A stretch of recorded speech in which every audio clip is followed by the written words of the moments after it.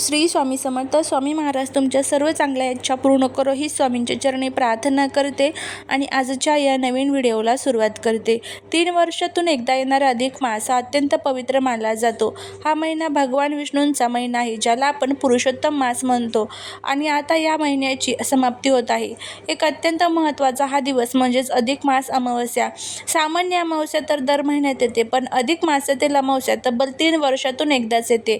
त्यामुळे या दिवसाचे महत्त्व 1000 पटीने वाढतं. ज्योतिषशास्त्र आणि पुराणांनुसार या दिवशी केलेल्या काही चुका तुमच्या आयुष्यात गरिबी, पितृदोष आणि दुःखाचे डोंगर उभे करू शकतात. दुसरीकडे या दिवशी केलेले काही सोपे उपाय तुमच्या 7 पिढ्यांचं दारिद्र्य दूर करू शकतात. आजच्या या व्हिडिओमध्ये आपण अगदी सविस्तर बघणार आहोत की अधिक मास अमावस्येच्या दिवशी कोणत्या गोष्टी आवर्जून केल्या पाहिजेत, कोणत्या चुका विसरूनही करू नये, नाहीतर त्याचे भयंकर वाईट परिणाम भोगावे लागतील, आणि पितृदोषापासून मुक्ती मिळवण्यासाठी कोणते महाउपाय करावे. हा व्हिडिओ अत्यंत महत्त्वाचा असणार आहे, त्यामुळे व्हिडिओ हा स्किप न करता शेवटपर्यंत पहा. चॅनलवरती नवीन असाल तर चॅनलला सबस्क्राईब करा. कमेंटमध्ये श्री स्वामी समर्थ लिहायला अजिबात विसरू नका. बघा, सर्वात आधी आपण जाणून घेऊया की या महापुण्यतिथीत दिवशी आलेल्या कोणत्या गोष्टी करायच्या, ज्यामुळे आपल्या घरात सुख, समृद्धी आणि शांतता नांदेल. अमावस्येच्या दिवशी सकाळी सूर्योदयापूर्वी उठणे अत्यंत श्रेष्ठ मानले जाते.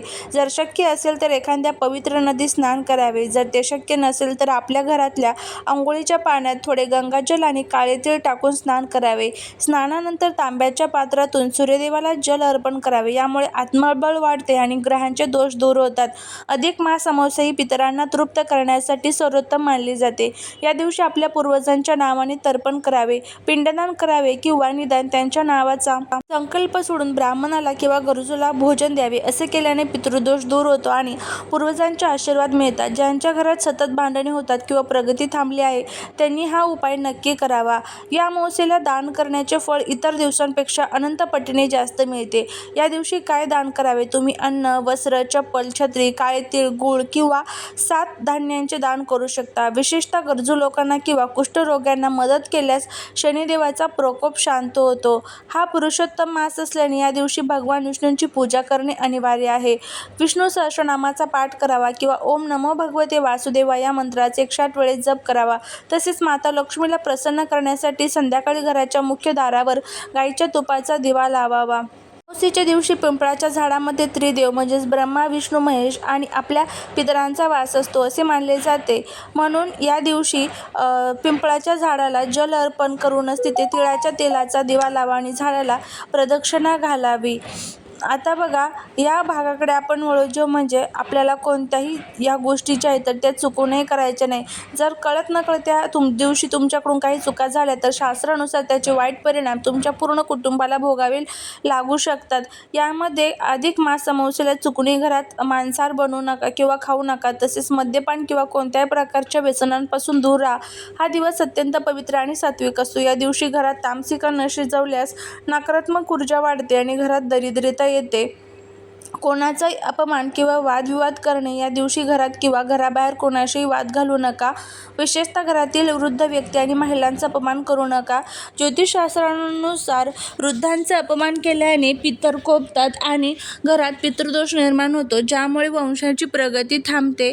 अमावस्येच्या दिवशी आपल्या दारात आलेल्या कोणताही भिकारी, गरजू व्यक्ती किंवा अगदी गाय, कुत्रा यासारखे प्राणी हे पूर्वजांचे रूप घेऊन आले असू शकतात अशी श्रद्धा आहे. आणि त्यामुळे घरात आलेल्या कोणालाही उपाशी किंवा रिकाम्या हाताने हकलून देऊ नका. त्यांना अन्न किंवा काहीतरी दान नक्की करा. कुत्र्याला किंवा कावळ्याला भाकरी खायला देणे या दिवशी अत्यंत शुभ मानले जाते. उशिरापर्यंत झोपणे आणि नखे, केस कापणे.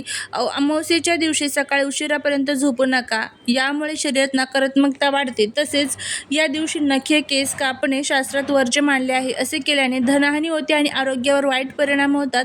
अमावस्या ही नकारात्मक शक्तींचा प्रभावाची रात्र मानली जाते.